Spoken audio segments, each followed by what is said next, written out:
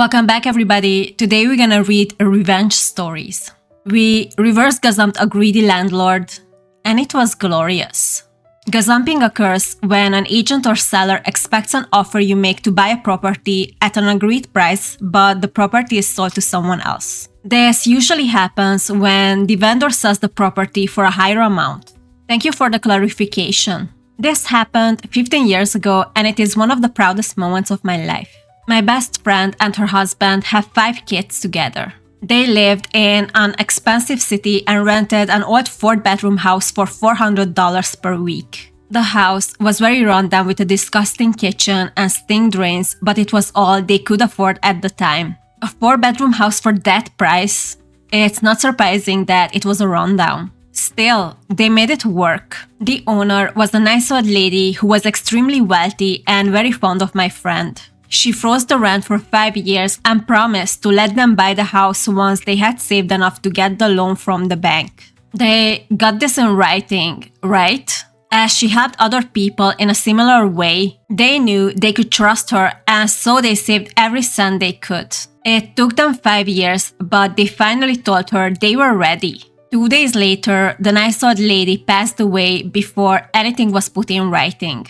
And this is exactly why you should always write down when you make an agreement. Who knows who would be the next owners? Maybe they're not gonna be this generous. Enter the new owners. The lady's 4 children, each extremely wealthy in their own right. They inherited a huge portfolio of properties. Why do I feel like they didn't inherit their mother's generosity though? When they first spoke to my friends, they assured them that the sale still would go through, but they would have to wait until probate had settled. Confident, my friends started making some changes to the place. You should never do that until you have a contract in writing. They started by stripping wallpaper, painting, and making plans. Finally, probate was settled and the owners agreed to go ahead with the sale for the previously agreed price. My friends applied for the loan, but to their shock, it was refused. The owners had raised the asking price by $80,000 without telling my friends. To make things even worse, the house would be put out on the market. Wow, what amazing, generous people. I don't even know how can they raise the price with that much and not telling the buyers about it. In 7 days, there would be an open house, and with the market the way it was, it would probably sell immediately. And this is the reason why we should have bought properties when we were 6 months old. My friends were devastated.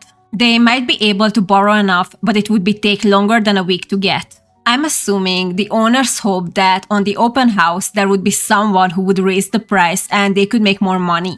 It is always about money. Why would anything else matter in this world?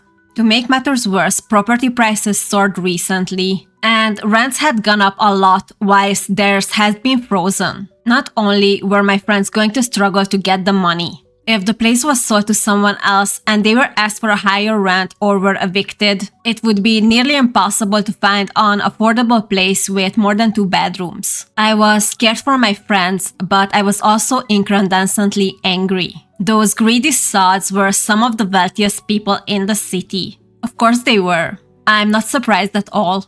They were screwing over a struggling family for less than $20,000 each. I'm sure they would do it for less.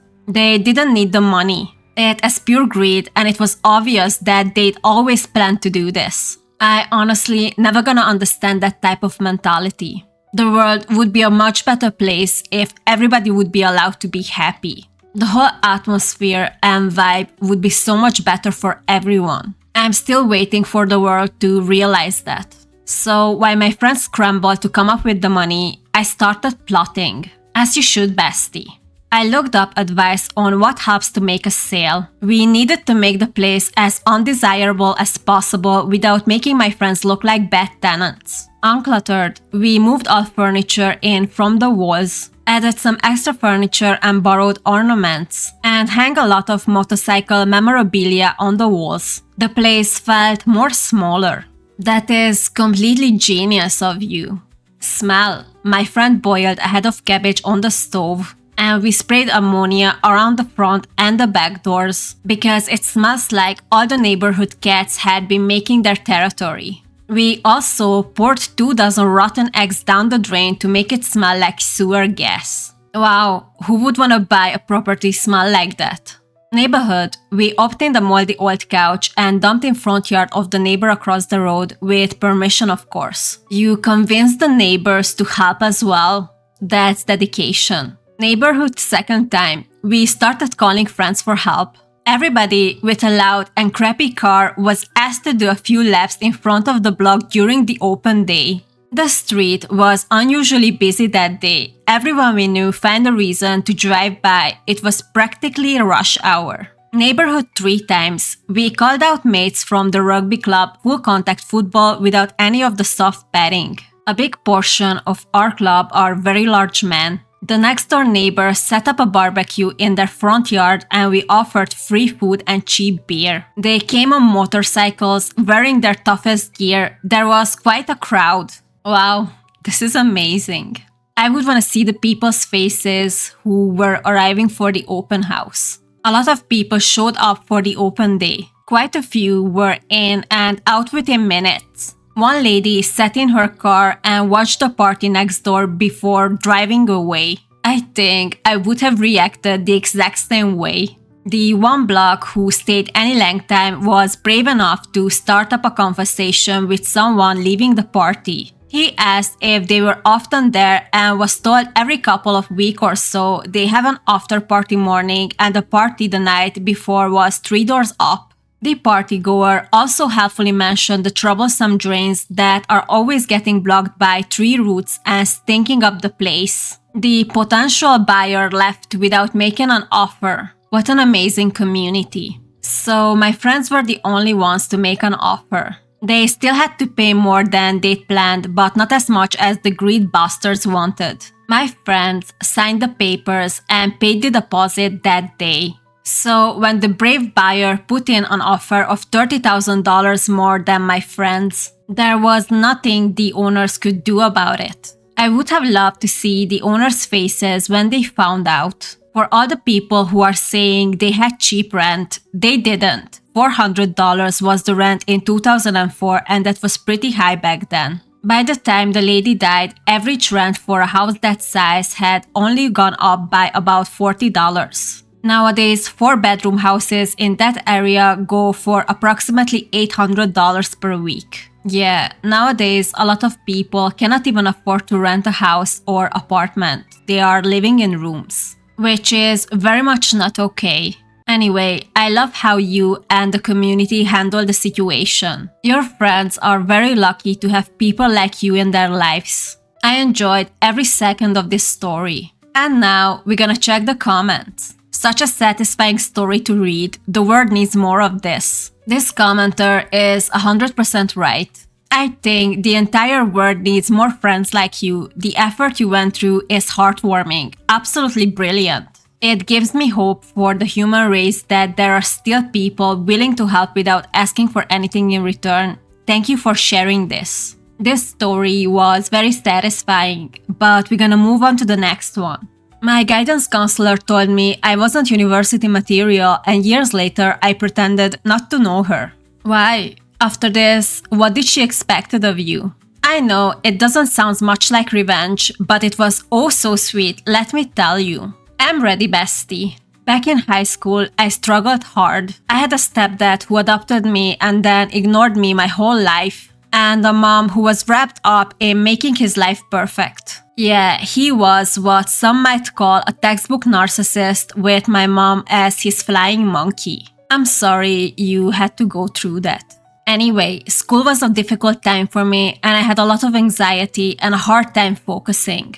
I attended all my classes and was always doing very well on my assignments but had trouble completing them. My guidance counselor was the same all through high school, and every year would start with a meeting with her, and I would explain I needed more help because I was struggling to focus. She brushed me off every time, stating that I obviously wasn't trying hard enough because I had no excuse, since my stepdad, adopted dad, was, wait for it, a social worker for the school board and personal friend of hers. Yeah, it was awful. How can someone be a guidance counselor when they have zero empathy? Even if your stepdad was a great guy, which he was not, it wasn't her job to decide how you are feeling at home. You could have easily struggled for 100 different reasons what she didn't know about. At the end of high school, we had our obligatory meeting about what colleges/universities or trade schools to apply to. I told her I was interested in psychology and would like to be a counselor or to teach psychology. This woman scoffed,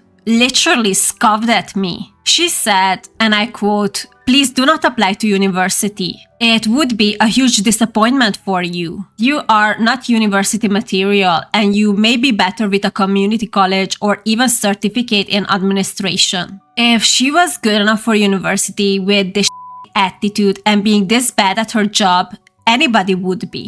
I love how people always forget that going to university is not the same as going to high school. In higher education, you have the potential to study something you are passionate about, not something that is mandatory. It's a big difference. Now, let me say, there is nothing wrong with going to community college or getting a certificate in something. Nothing at all. But this woman's words would haunt me in my whole life. Nobody should have that much power over you. Nobody. I wanted to pursue something I was very interested in, and she essentially told me I wasn't smart enough or capable enough to do it. And nobody has the right to decide what others are capable of, especially without even having a try. Fast forward to my late 20s. I worked at a variety of small jobs here and there and became very depressed. I finally decided one day that I'm applying for university. Well, I got in and I graduated with honors. So I went to teacher's college for another bachelor degree. Again, graduated with honors. It would be so funny if OP would replace that guidance counselor in her old school. And about 5 years ago, I finally finished my master's in behavioral psychology. Congratulations, OP. That is awesome. 2 years ago, stepdad died, and who is at the visitation? My old guidance counselor. She came right over and started talking to me immediately like she knew me, like we were old friends. I cut her off and said, "I'm sorry, you must be confusing me with someone else." She looked absolutely shocked and said, "I was your guidance counselor for 4 years." And I just shook my head and gave the best blank look I could give, shrugged and said, "Sorry, I honestly don't remember you." When I left, she looked a bit confused and disappointed. I think she had hoped for me to have all those good memories of her, how helpful she was to me as a teen. But nope. Well, she wasn't helpful at all. And it's funny how she doesn't remember how she treated you. Thanks to her, you got into what you're passionate about so much later than you could have. So yeah, she was a nightmare, and we should delete nightmares from our memories. I wanted her to feel that she was nothing to me, had zero effect. Even though she did affect me, I wasn't letting her know that. I felt pretty good about that. I don't think you did anything wrong here. You honestly deserved better treatment than that. She already misguided you from your path enough. So yeah, acting like you don't remember her was well deserved. Edit. To anyone wondering, I now teach psychology to future counselors. So I'm doing what I originally wanted, and that made this so much sweeter.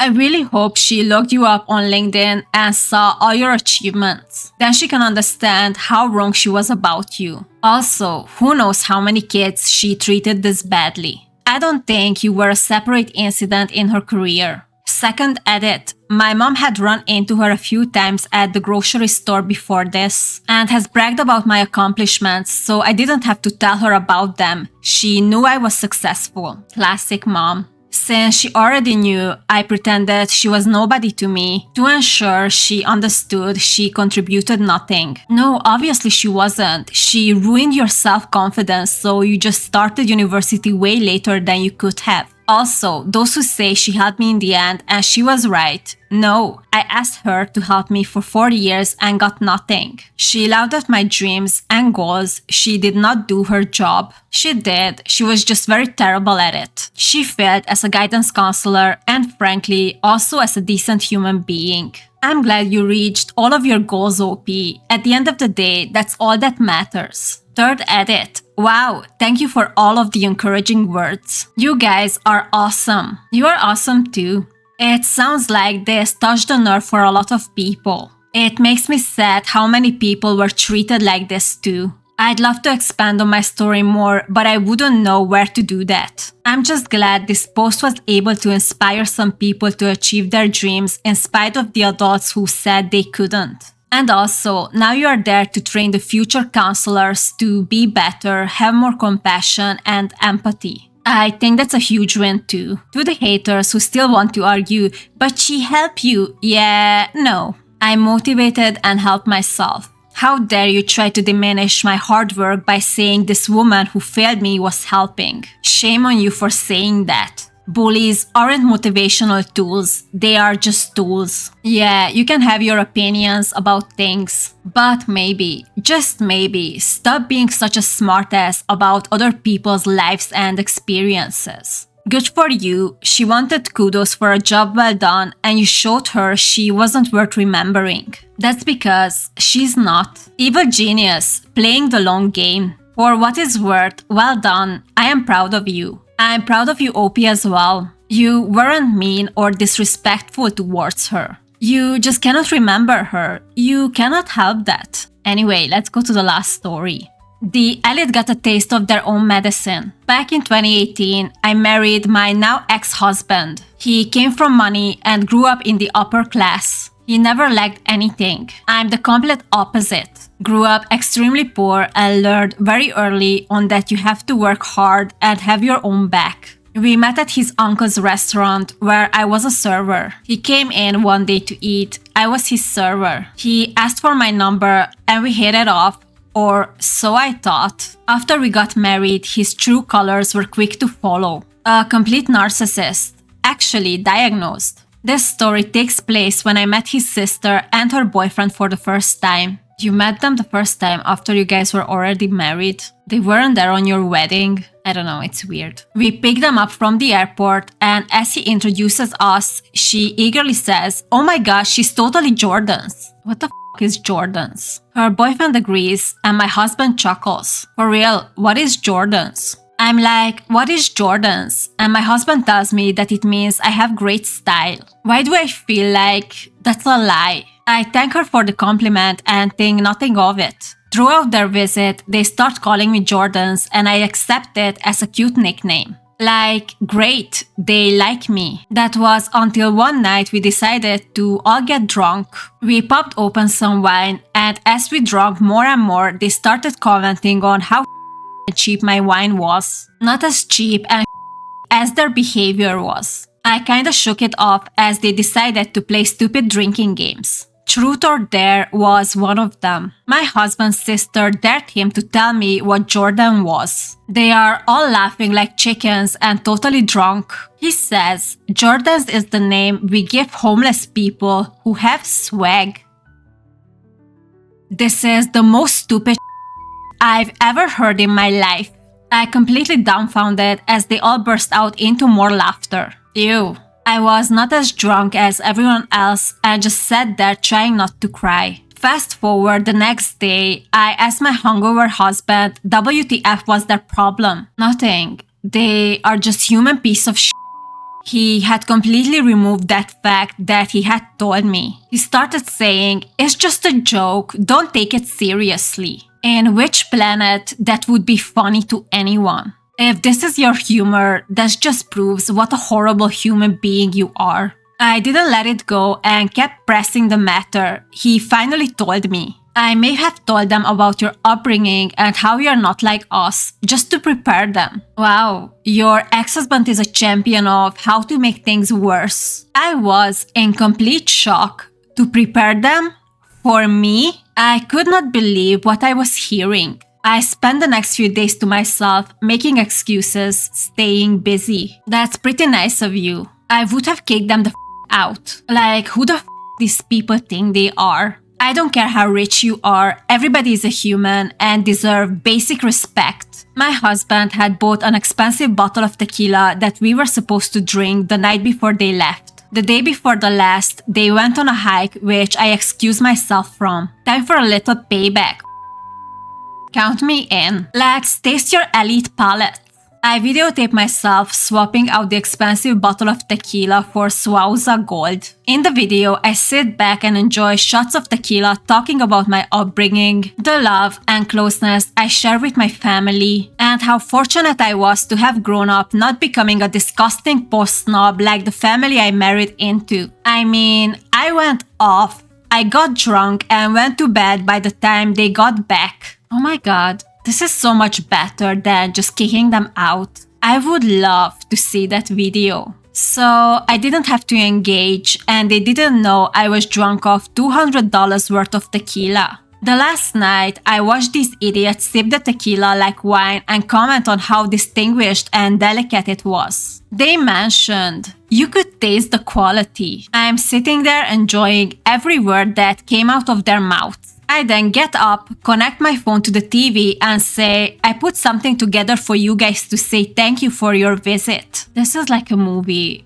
I would watch. I hit play and watch as they started to understand what just happened and what they were drinking. Satisfied, I started gathering shot glasses off the table while the echo of total silence hit the walls. They said nothing to me. I went to bed only to have my husband wake me up in outrage telling me his sister was crying because I humiliated them. I just say, yeah, sucks, doesn't it? They left the next day and never spoke to me again. Even when we visited their parents, they all live in Europe, she refused to come see us. Safe to say, I'm happily divorced. Oh my god, this story is amazing. Opie, you are a real hero. I wish you would have filmed the whole thing, including their reactions, and posted it to all of us so we can see it. That could have been the only thing that topped this. Let's see what the commenters think. Well played, glad you're out of there. Yes, you were surrounded people way below you. So it's very good that you're out. This is hilarious. Classic scam used for professional drama. I did that once with wine. It was hilarious. I hope you guys enjoyed today's video. If you did, please subscribe and see you in the next one.